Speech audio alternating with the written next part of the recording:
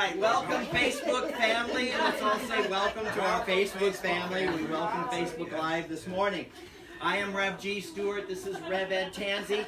But we're off today. Yes. Today is Practitioner Sunday. And we have these two beautiful women here, Maria and Barbara, who are going to provide us with our message this morning. We are so excited to be here. And we know that you are excited, that you will be fed today. And as you are fed, we just wish that you would join us in our circulation practice of tithing. So please remember to go to our website, cslboston.org, and to make sure and hit that donate button so that we can continue to provide you with this program for you every day. And we welcome everyone in the sanctuary today, and we are so grateful, and we are ready. Hit it, Barbara. Thank you. And slides. Yes. So this month has been, well, of course, this whole year is basically spiritually in action. Mm-hmm. And we are talking about integrity mostly this month. I am truthful in facts and motives is the overall monthly theme. And the theme for today is developing our inner life. And that is really all about what we do when we come into a spiritual practice. We begin developing our inner life. And this next slide that I have is by Howard Thurman, Dr. Howard Thurman. And I was caught up when Rev George sent me the slides or the information that we may be talking about in our talk today between Maria and myself.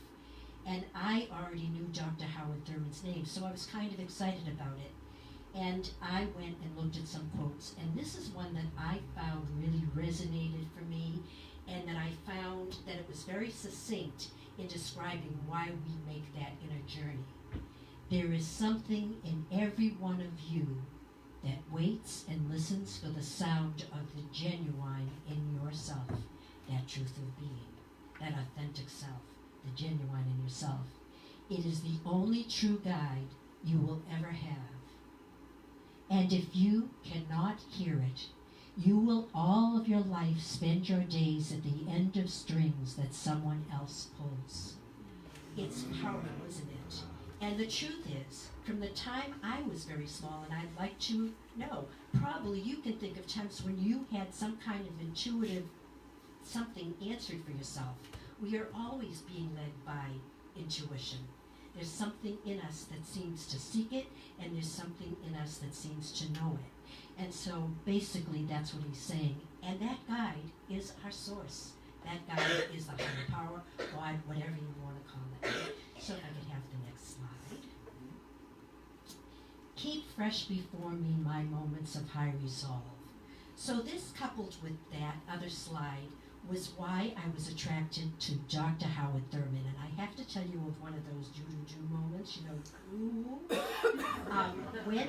when Rev G sent the material, I was fascinated by the fact that it was about Dr. Howard Thurman. It made me feel good because I already related to this particular slide because I wrote a little bit of a paper on it because this quote came up on several occasions over the years in our classes that we took. So it was very important to me. But this is the interesting thing that happened.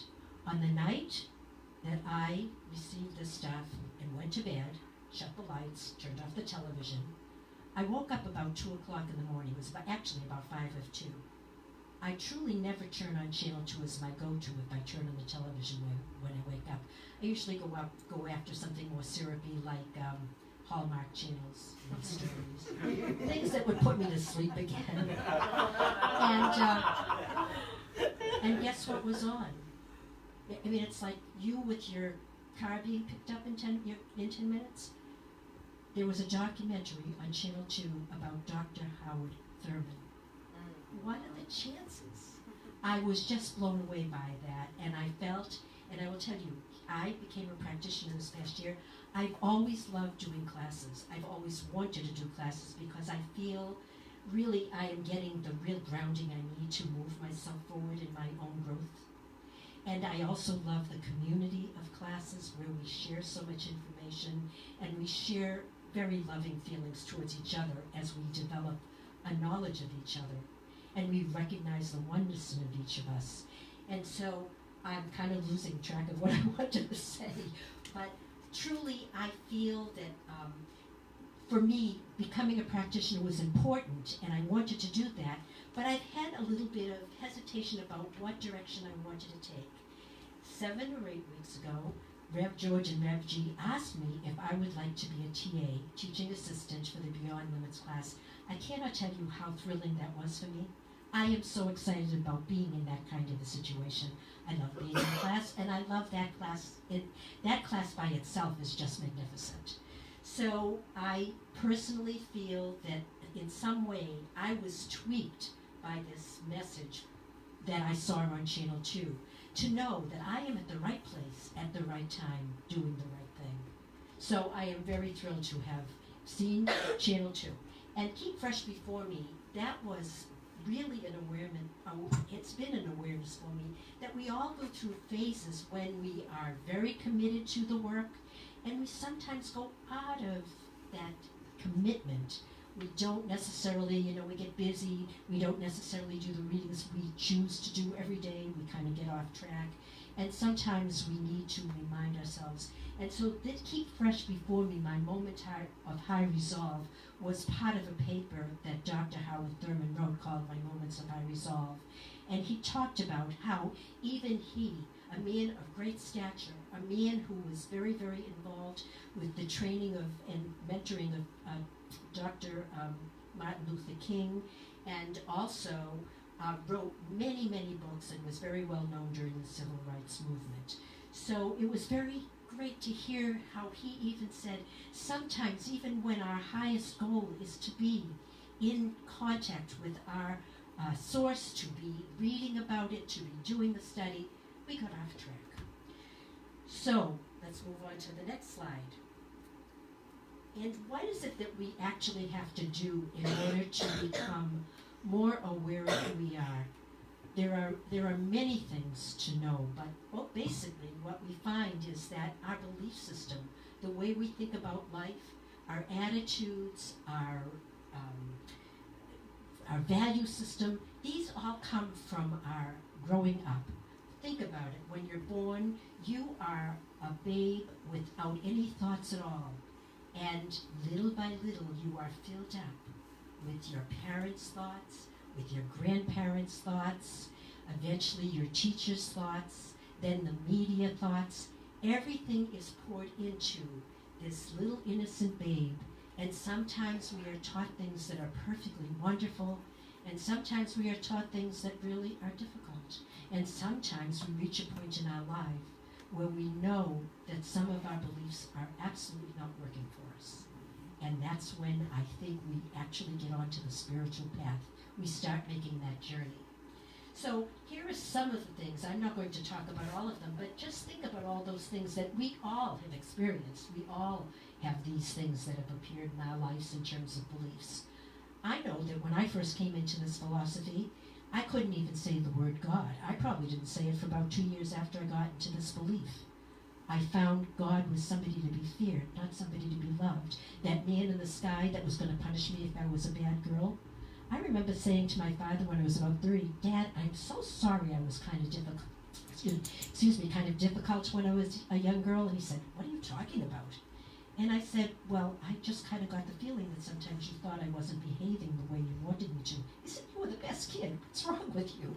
So if you're a child and a parent says something to you like, God's going to punish you if you're a bad girl, I think you take in that in a way that was not intended. But we take in things in our belief system that we let resonate and roll around in our brains.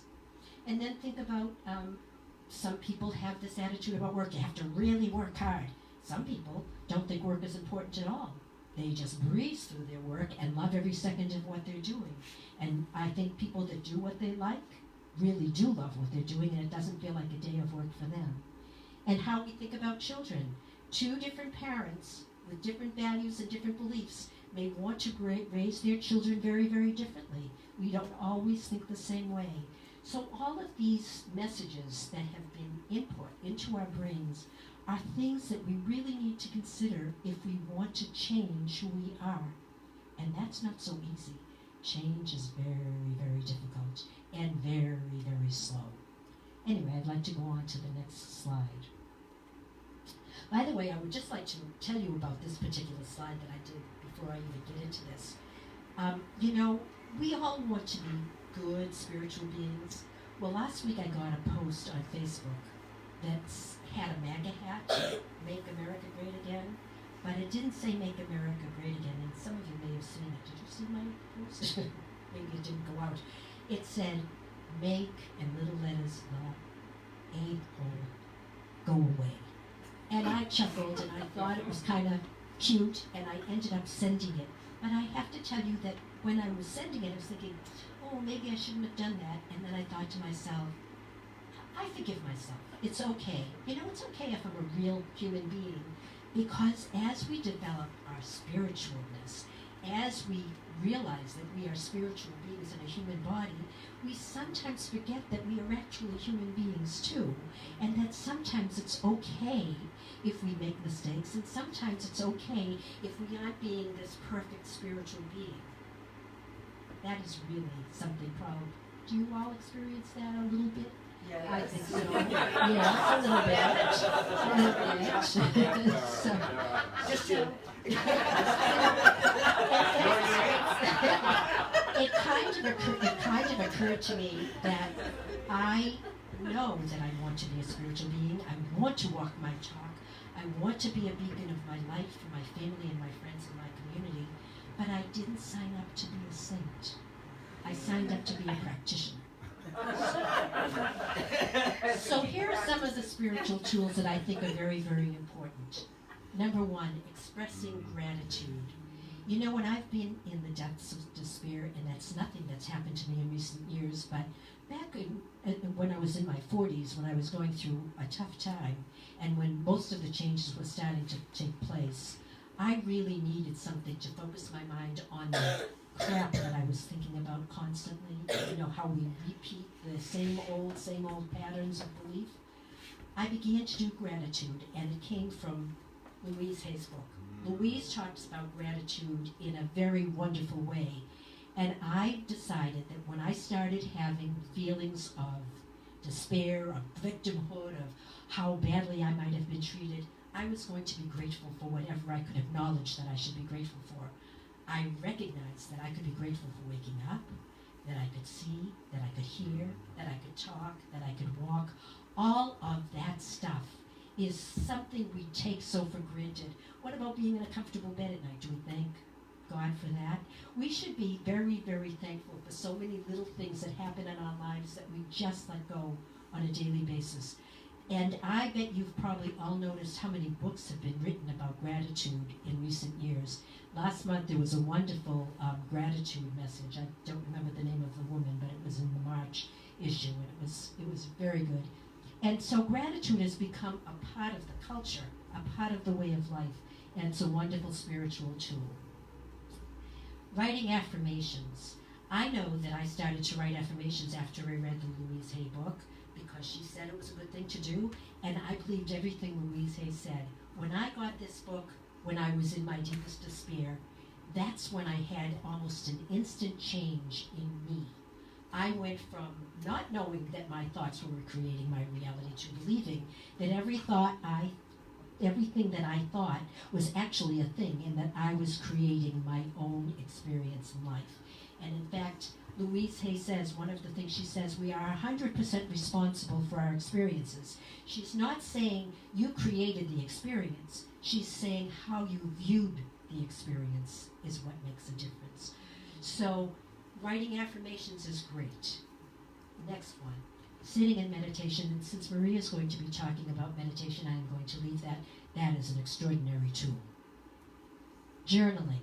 That's another thing that I did.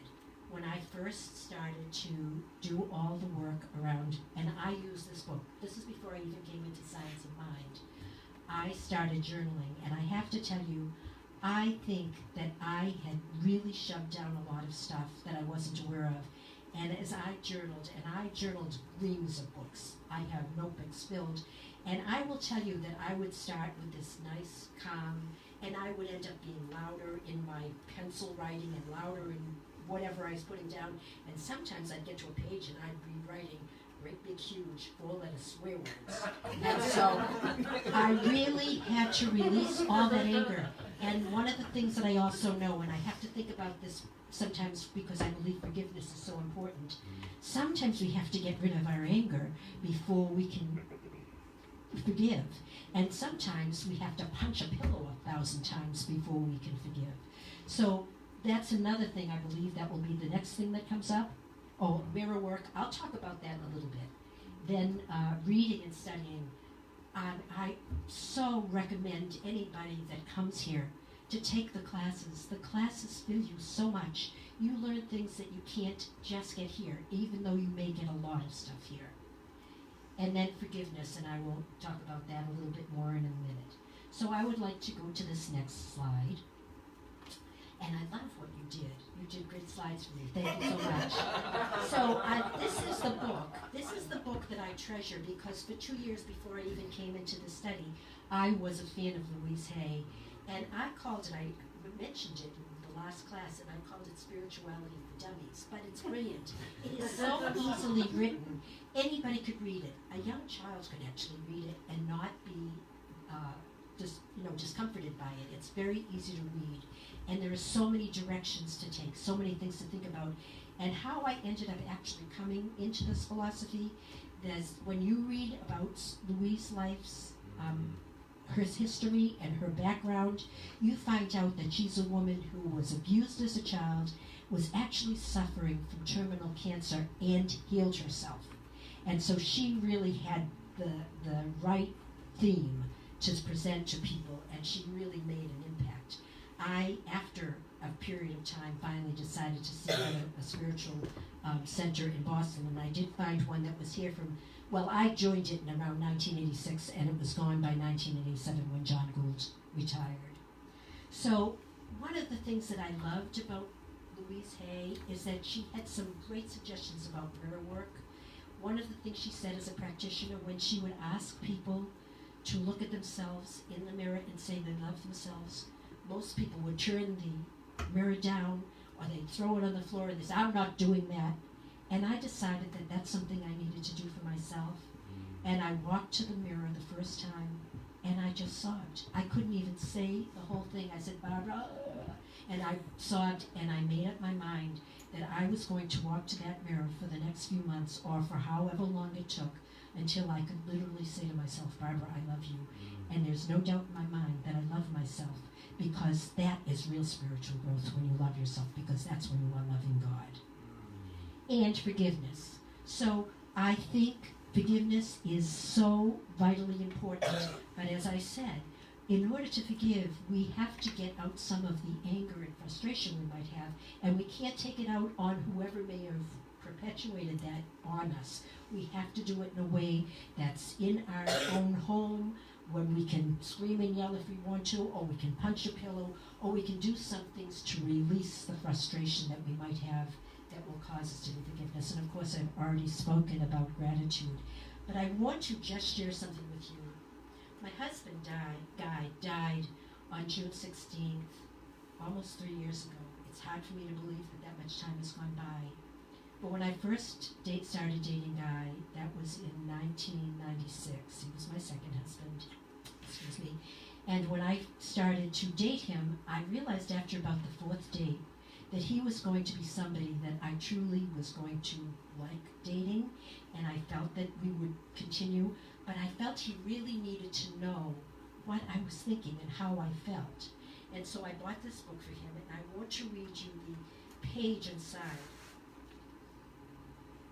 This is something, and I have just recently been saying, because it's almost 3 years, that I wouldn't even mind having somebody else in my life at this point. So if I met somebody else, I think I'd write exactly what I wrote here.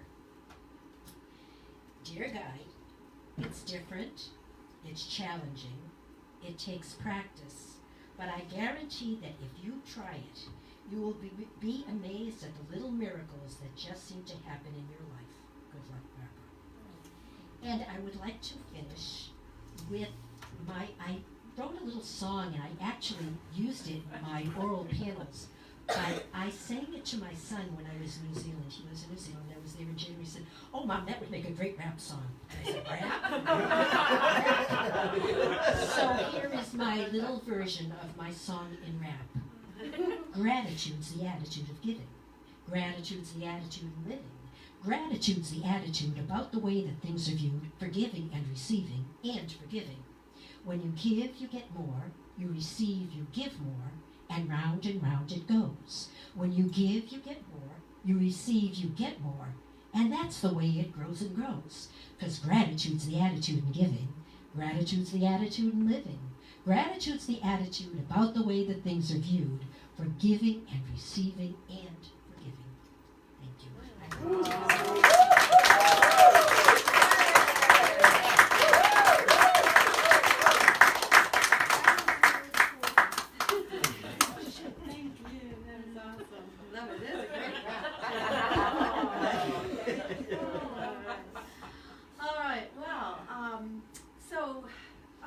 Meditation. One of the things, as a practitioner, it has just been an amazing journey of learning and exploring. And I noticed that the slide that I have is up there, so I'm going to start with thank you, Rev G. Technology and all this is not, and I'm sort of this person, I have to say, I'm sort of this person like spur of the moment kind of thing. So thankfully, people around me are okay with that.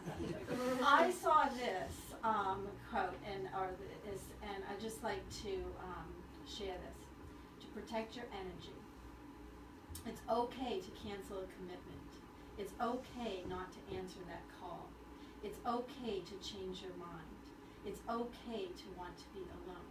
It's okay to take a day off. It's okay to do nothing. It's okay to speak up. It's okay to let go. When I saw this,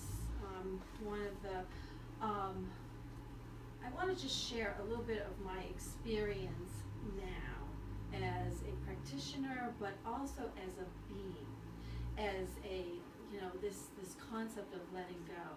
One of the things growing up is I kind of felt like all these things that are happening on the outside and all of these things, like I had to change myself. I had to be and be not only myself, but just what other people wanted me to be. And so through finding this center and this philosophy, one of the main things that I found was that it's here. It's already here inside. I didn't have to go looking. I didn't have to go changing myself. All I had to do was be me. Just be me. And that's a pretty scary thing. So one of the things, but again, it's the let go. So when I did the meditation this morning, and my piece in this is, I'm not here to preach or share or teach or anything. I really just want to share my experience now. Just experience, because as I was a teacher at some point in my career and my background, but I'm always a student. I'm always a student, and I'm still a student, and I'm learning, and I'm growing. And sometimes it's really painful. Sometimes it's not easy. So one of the things that I wanted to share is I've been really working on mindfulness. And one of the other slides that, there's a difference between mindful versus mindful. And I'm always up here. This is here. And I've been learning to let go and be here. And one of the ways is through meditation and mindfulness. So I have two experientials that I want to share with you. And one involves some raisins. So I'm gonna have, why don't you can share, I want you to take out just one raisin, okay, just one, maybe you can share that,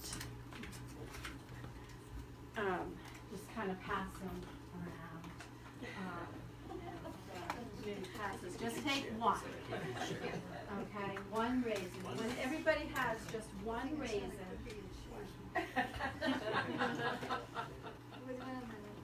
Do we eat it or just look at it? No, just take it out for a moment. I raised a small raisin. Okay, so this is a perfect, it's going to be a very fluid example of mindfulness. So when you have, everybody have one raisin? Yeah. Okay. So when I say go, I want you to put it in your mouth and I want you to chew it, but do not swallow until the time, when the bell rings, okay? So you're gonna put it in your mouth and it's gonna be 2 minutes. Right, I'm gonna get my thing going here. Okay, now remember, this is a mindful experiment.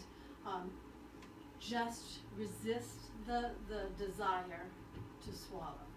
I want you to also, you gotta get a raisin. You can't start.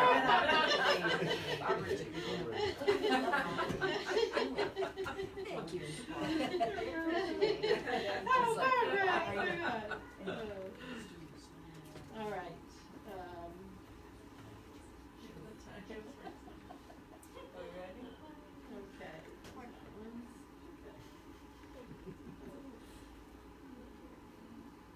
Okay, so put it in your mouth, and you can close your eyes, because it helps, if it helps you, and you don't have to, but close your eyes. I want you to put the raisin in your mouth. Alright, and I'm going to set the timer, and you chew. Alright, I want you to chew.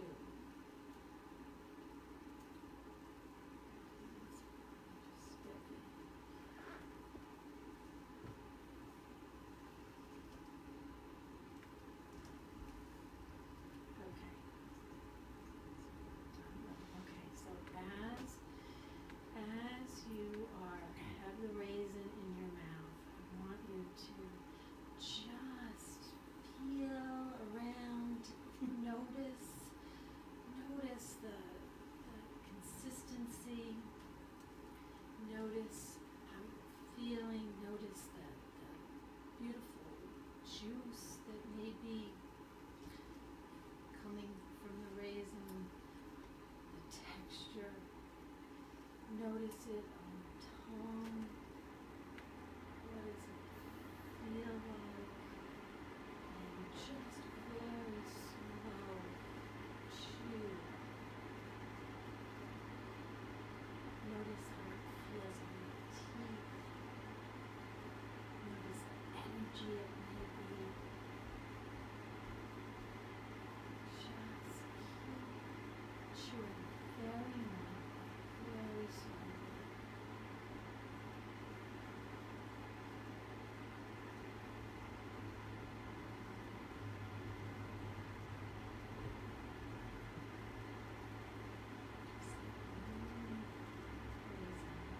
Notice any feelings that may come up.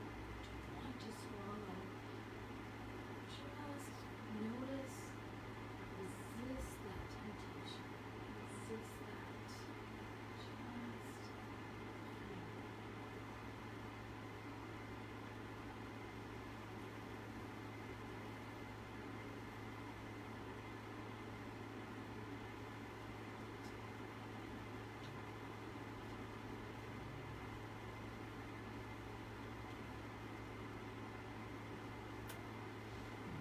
Okay.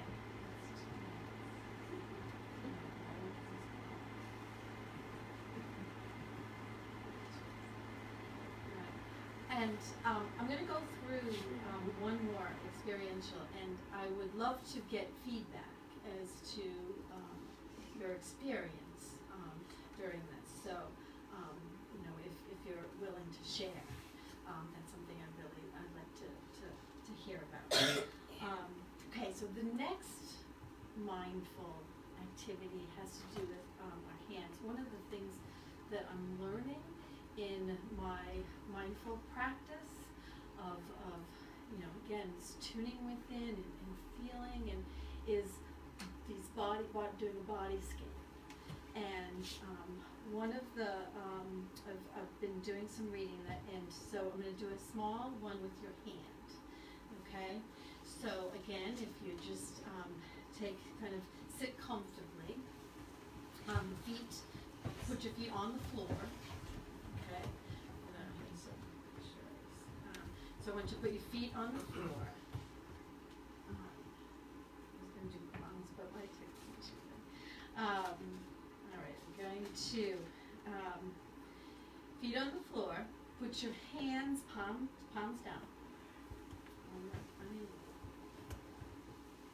All right, and I'm just going to guide you. This is again going to be like about 6 minutes or so in all time. And what first, just again put your hands of palms down. Close your eyes if that helps you to relax, if that helps you to concentrate. And really what you want to do right now is just breathe in. Just practice your breath. Breathing in, being relaxed, being focused. As you are taking in that breath, you might visualize that breath, taking in through the nose, breathing that in, and then breathing out. Kind of almost as if you're like breathing through a straw. Just very slowly, and with each breath, you want to just become relaxed. A few seconds to relax.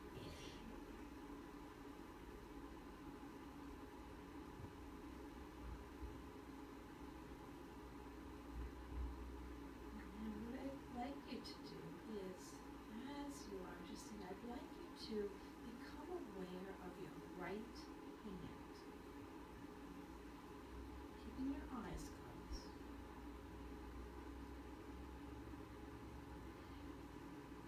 Be as if you're just experiencing your hand for the first time. You're just become aware. You're a baby, you're a newborn, and you're just looking at your right hand. I want you to just notice the energy. Notice the sensation. If you want to touch your hand, your right hand with your left hand, you want to touch it, you want to feel it. Feel the sensations. Feel the top of your hand. Notice your muscles. Notice the bones. Notice any nerves. You can kind of turn your hand over. Then go to look at your pinky. Start with your pinky. And go through each finger. Notice the length of your finger.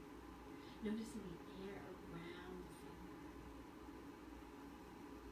Notice your nail. And go to your fourth finger.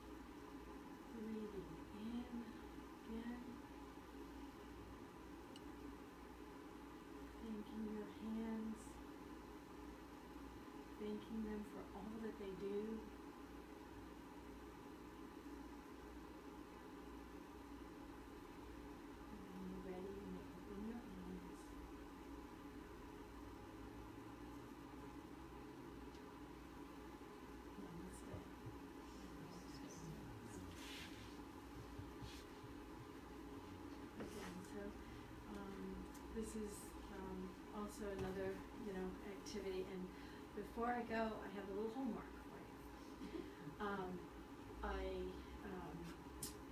An activity that I started doing this week in my mindfulness. And again, mindfulness is really about just being. Having that play, let go, just being, just accepting whatever feelings are there, or all, and it's just amazing inner journey. But one of the things I was doing this week is do some things with your non-dominant hand. For me, I'm a right-handed person, and so my non-dominant hand is my left hand. And when you do this week, and you can do some maybe journaling on this, but think about it. You can, even if you need to put some notes on a mirror or something. But using your non-dominant hand for any activities. It could be eating. It could be, which is using a fork for the first time, or with your left hand, or doing any activity, trying to get dressed, or whatever it may be. It's been fun. One of the things that as I was doing that this week, I realized, it's not only, there's many things that we take for granted, we just do things, like our hands, we just do things. So it built sort of this compassion for me. I realized, first of all, for people that may have disabilities, or that can't do things as quickly, because it's like when you're eating, I'm mindfully trying to get the fork into my mouth, so it's an experience in that. And also one of the other things I on a deeper level, what I've realized is that there's skills that you can learn. There's skills that that are already there, that just sometimes it's like exercising that spiritual muscle. I have my left hand is just as good as my right hand. They're the same, but it's like this one's like 55 years old and this one's like a 2-year-old. And so it's the process, the learning, that building of compassion, that being mindful of, and being grateful. Like Robert talked about being grateful that, maybe if I might even build a skill at some point, I may lose the ability to use this hand. So I'm kind of building that. So there's just so many things, and you might come up with a ton of other things. I'm sure you will if you try it. It's just something, and that's really one of the things that I've been learning throughout this journey of mine, is that there's always something to learn. There's always something to experience. Taking that time for meditation, using that as a spiritual tool, and just being mindful, and it does help, I feel, in the gratitude and being grateful. So those are my little experientials today. I hope you enjoyed them, and if after, when we have our time together, if you'd like to share anything that you might have experienced today, or it might be just some things that you want to try out again, hopefully it was fun for you. Thanks.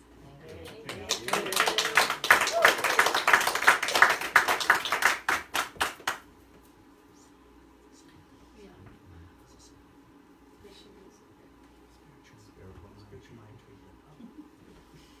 I thought there was a song. Okay. So close your eyes.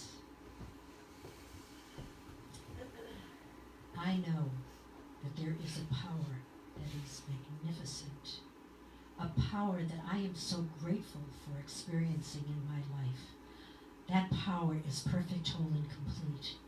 That power is all good. That power is light and love and beauty and peace and joy. And that power is the power that I know within me. As Barbara, I know that by aligning myself with that great power, that macro power, my inner being has has all of the essence of that God power within me. I align my God mind with the mind of God in the macro. And I know that each one here has that within them. We are each unique and individualized beings. We are each one with the source, and we are each one with each other. And there is such beauty in that knowing. And as I know this truth, I know that each of us on our spiritual paths will uncover wonderful information for ourselves as we grow and as we become more powerful and as we become more of the light of our own life. As we become that light of our life, we become the light in the life of other people that are in our lives. Something happens. People recognize the joy that we feel. People recognize the truth of who we are, and we help them experience the truth of who they are. I know that this is the truth of what we are doing as we walk our path.